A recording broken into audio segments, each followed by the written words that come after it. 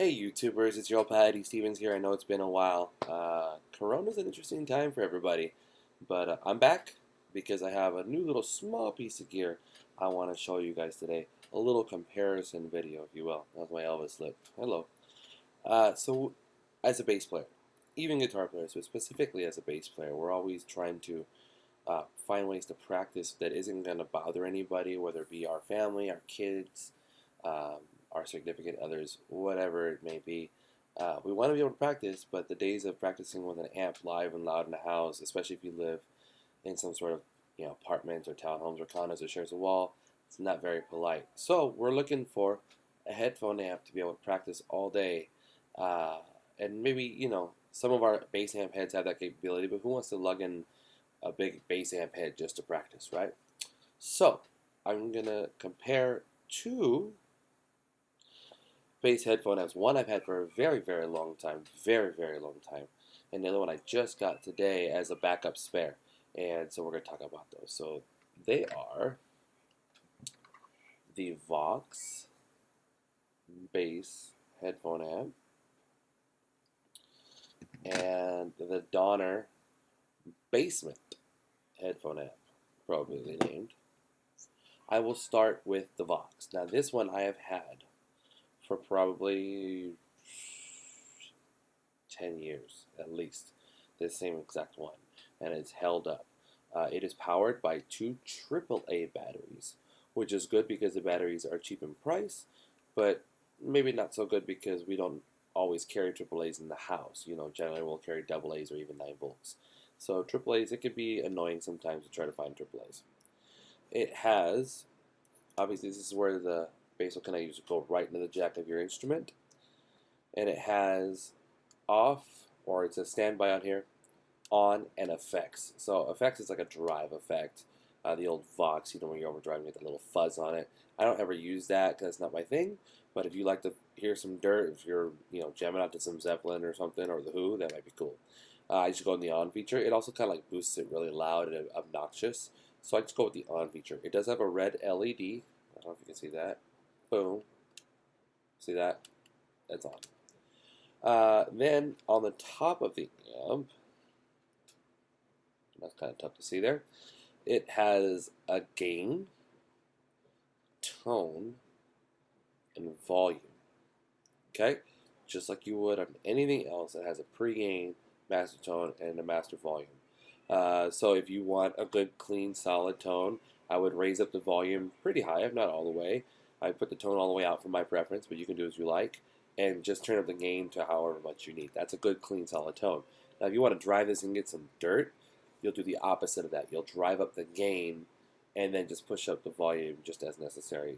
Tone is to taste, kind of like a cooking video. It's also got an aux in, so that's you can do an auxiliary cable to plug in your any form of an MP3 player, iPod, iPad, your computer, whatever you like. So you can get some tunes in there to practice with. Then on this side, it has the headphone out, and that is the extent of this. Does it have a good bass tone? It's what you would expect from a British bass amp. For me, I have to scoop out a lot of things to get it to where it's a nice punchy tone in my ear, but it's for practice. So what do you expect? It's extremely light. Durability-wise, it's a thick plastic. The battery compartment is on the back. You just slide it off, and there's your two Duracell, or I use Duracell, 2 batteries, AAA's. So that is the Vox, and I'll put the link in the info below. And then this, I just got today. This is the Donner Basement. And it starts out the same idea where you plug it right into your instrument, yeah? It has, the power button is on the top, okay? And what's cool is when you turn it on, it's got LEDs. Now that's 4 LEDs there. That tells you how much power this has in regards to like battery life, if you will. It's got rechargeables inside. We'll get to that in a second. But as soon as you turn it on, it tells you how much battery life is in there. Strong LEDs.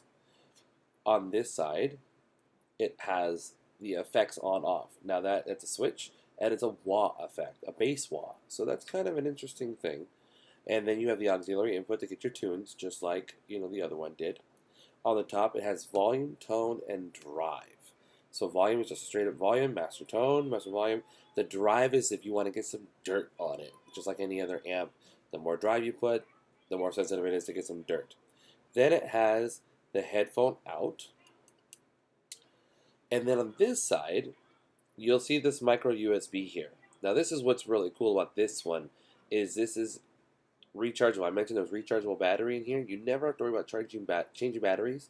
You just have to charge this thing, which is really cool. I appreciate that. That's a major thing for me. Okay, so with that being said, how does this sound tonality-wise?